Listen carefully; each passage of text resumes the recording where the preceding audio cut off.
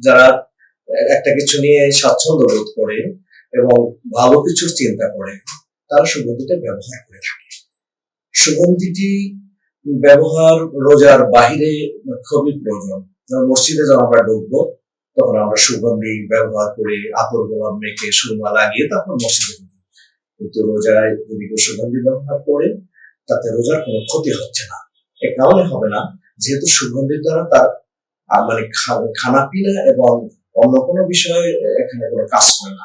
সে কারণে সুগন্ধি ব্যবহার করলে রোজার কোনো ক্ষতি হচ্ছে না। যারা সুগন্ধির ব্যাপারে আপত্তিকর একটি বিষয় অবশ্যই সবসময় থাকবে, সেটা হলো আতর যেটাকে বলি, আতর গোলাপ যেটাকে বলি, সেটা ব্যবহার করা ঠিক। কিন্তু অনেক সময় এমন সুগন্ধিকে ব্যবহার করে যেটা যেটা নবী করিম সাল্লাল্লাহু আলাইহি ওয়াসাল্লাম যে সুগন্ধি ব্যবহার করেছেন বা আম্বিয়া আলাইহিস সালাতু ওয়াস সালামের পরে যারা ছিলেন তারা যেটা করেছেন সেটার একটু ব্যতিক্রম আমাদের দেশে এখন আছে।